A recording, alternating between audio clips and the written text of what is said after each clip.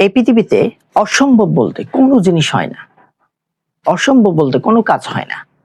1895 সালে এক জনপ্রিয় বিজ্ঞানী লর্ড কেলভিন তিনি একটা স্টেটমেন্ট দিয়েছেন।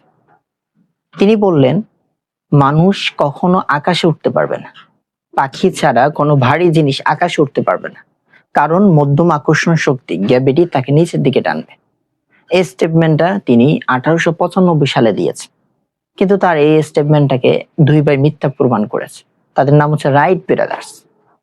তারা সামান্য একজন সাইকেল মেকানিক ছিল।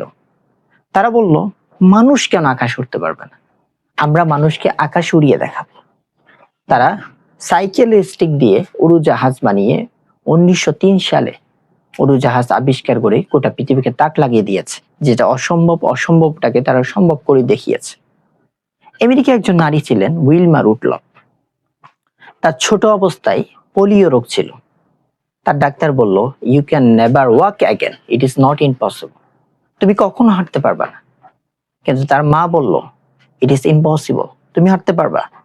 কিন্তু সে ডাক্তারের কথা শুনে নাই, সে তার মায়ের কথা শুনলেন।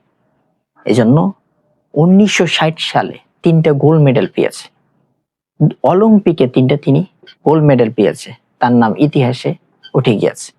যে নারীকে বলা হতো সে কখন হাঁটতে পারবে না, ডাক্তার পর্যন্ত বলেছে, আর সে নারী দেখিয়ে দিয়েছে অসম্ভব বলতে কোনো কাজ হয় না।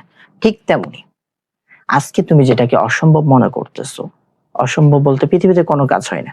তোমার লক্ষ্য যেটা, ড্রিম যেটা, ওইটা তুমি একদিন না একদিন পূরণ করতে পারবা যদি তুমি সঠিকভাবে চেষ্টা করো।